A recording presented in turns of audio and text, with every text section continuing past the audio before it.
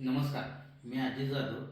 मी आज करत आहे नारळाच्या दुधामधील माशाची करी. आणि आपण आता इथं मासा घेतला आहे, त्यामध्ये लिंबू पिळून घेते आपण. एक अर्धा लिंबू पिळून घेतला आहे. यात हळद घालतोय, मीठ घालतोय चवीनुसार, आणि आलं लसूण पेस्ट यामध्ये घालतोय. आणि हे एक 5 ते 10 मिनटं मॅग्नेट करत ठेवायचं. हे चांगलं असं मॅग्नेट करत ठेवायचं. आलं लसूण तेल घालतोय, 5 ते 10 मिनटं ठेवायचं. भांड्यामध्ये आपण तेल ओतून घेतोय थोडं, आणि हे कढले की आपण यामध्ये मसाले घालायचे. तेल चांगलं कढलेलं आहे. यामध्ये आपण हिरवी मिरची, सुक्या लाल मिरच्या, बदाम फूल, वेलची घालायची आहे, मसाला वेलची. आपल्या साध्या वेलची घालायच्या आहेत,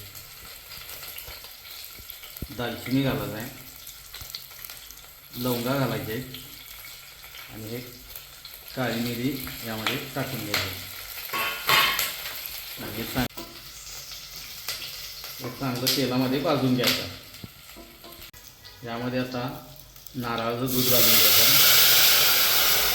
आपण नारळाच्या दुधातील माशाची करी करतोय, आणि हे चांगलं आता उकळत ठेवायचं आहे. तो पण लावून नारळाच्या दुधाला चांगली उकळी आलेली आहे, आणि त्या उकळीमध्ये आपण आता हे मॅग्नेट केलेले मासे सोडायचे, माशाचे पीस सोडायचे. आपण नारळाच्या दुधातील माशाची करी करायला लागलोय, आणि मासे आता यामध्ये शिजवून घ्यायचे.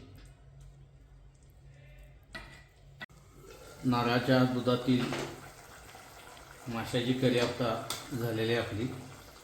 आणि आता आपण ही यामधनं घेतो.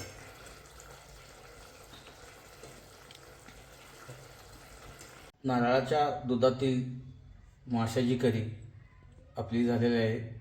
आपल्याला जर आवडली असेल तर माझ्या चॅनलला सबस्क्राईब करा व आपल्या मित्रांना शेअर करा.